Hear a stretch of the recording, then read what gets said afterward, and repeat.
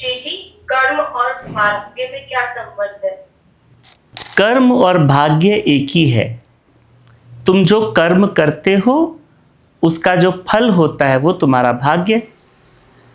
तुमने बड़ी मेहनत से भोजन बनाया, कर्म किया, अब भोजन जो बना वो फल, वो भाग्य।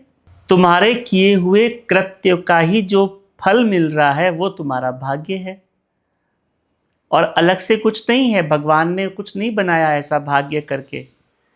कई लोग कहते हैं ना, अरे तुम्हारे भाग्य में ये तकलीफ आई है ना, तुम्हारे भाग्य में लिखा हुआ था। शास्त्रों में कहते हैं कि कमज़ोर लोगों को और मूर्ख लोगों को सांत्वना देने के लिए भाग्य बनाया गया। नहीं, पुरुषार्थ करो और पुरुषार्थ से तुम जो करना चाहो कर सकते हो, लेकिन ऐसा जब आवश्यक नहीं है कि तुम दो लोगों ने एक जैसा पुरुषार्थ किया तो दोनों को एक जैसा फल मिलेगा। आवश्यक नहीं है ना,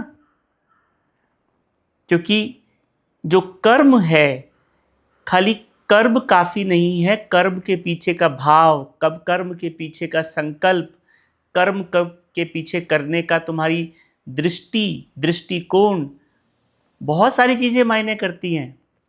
दो व्यक्ति, आप देखो, घर में भोजन बनाते हो, और हम छोटे थे ना तो हमने देखा, वो घर के पास में मंदिर था, वहाँ अन्नकूट होता था साल में एक बार। तो आस पड़ोस के सब लोग इकट्ठे हो जाते थे और वो मिलके सब लोग सब्जियों को काट रहे हैं, सब्जियां बना रहे हैं। घर में भी खाना रोज बनाते हैं, वहाँ भी भोजन वैसा ही बन रहा है, लेकिन स्वाद में बड़ा फर्क है। बनाने वाले वही लोग हैं, फिर भी फर्क है। क्यों?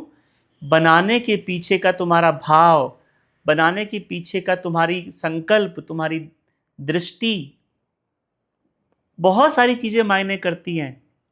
आप कहो जी, दो लोग व्यापार कर रहे हैं, आजू बाजू में दुकान खोली मिठाई की, एक तरह की मिठाई रखी, एक तरह का स्वाद है उसका, फिर भी एक की दुकान बहुत चल रही है जी, एक की नहीं चल रही है। खाली कर्म काफी नहीं है, कर्म के साथ जो मैंने आपको बताया ना, मिठाई बना रहे हो किस भाव से बना रहे हो, उसके पीछे आपका संकल्प क्या है, सोच क्या है, आप बनाते समय आपकी मनोस्थिति, आपका भाव क्या है, बहुत कारण है। उससे आपका जो काम कर रहे हो ना, उसका फल बदल जाता है, जिसको आप भाग्य कहते हो। अरे इसकी दुकान देखो कितनी बढ़िया चल रही है, इसकी दुकान तो इतनी नहीं चल रही, इसका भाग्य अच्छा होगा। नहीं भाई, खाली ये सब पात्रता पे निर्भर करता है। पात्रता भी है, स्किल्स भी है, रिसोर्सेज भी हैं, आपके पास संसाधन हो, आपके पास में उस काम को करने की समझ हो, ये सब तो है। सारे संसाधन दोनों के पास एक जैसे हैं, स्किल भी एक जैसी है, व्यवस्था भी एक जैसी है, फिर भी रिजल्ट अलग अलग आएगा। गुरुदेव ऐसे कहा करते थे, सत्व से कार्य सिद्ध होता है।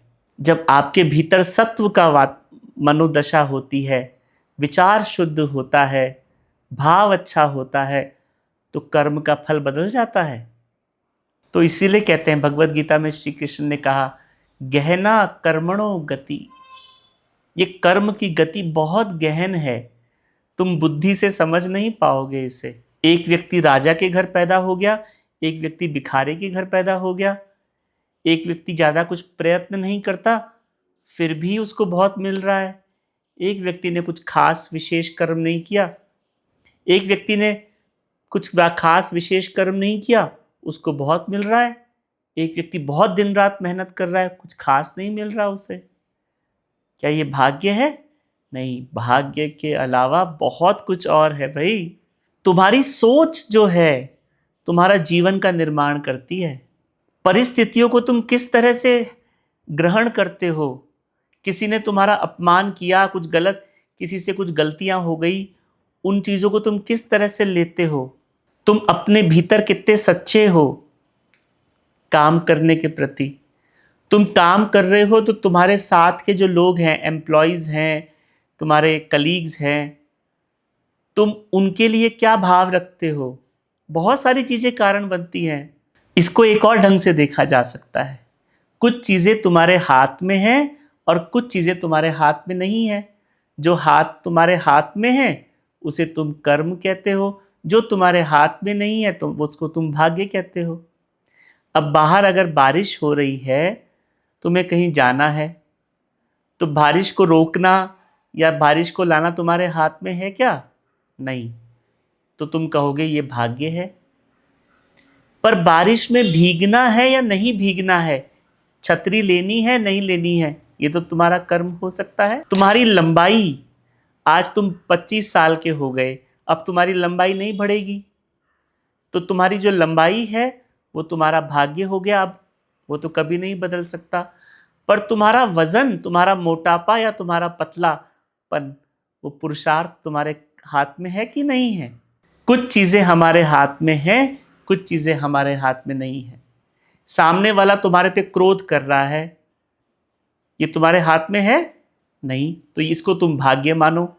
पर सामने वाले के क्रोध में तुम्हें चुप रहना है या तुम्हें भी चिल्लाना है, ये तुम्हारा कर्म हो गया। भाग्य माने जो तुम्हारे हाथ में नहीं है, कर्म माने जो तुम्हारे हाथ में है। तुम पढ़ाई कर रहे हो, ये तुम्हारे हाथ में है, और लाइट चली जाए, क्या तुम्हारे हाथ में है? नहीं, वो भाग्य है। लेकिन तुम मोमबत्ती जला सकते हो, इन्वर्टर ऑन कर सकते हो, कहीं बाहर जाके पढ़ सकते हो। कुछ चीज़ें हमारे हाथ में हैं, वो कर्म, और जो हमारे हाथ में नहीं है वो भाग्य।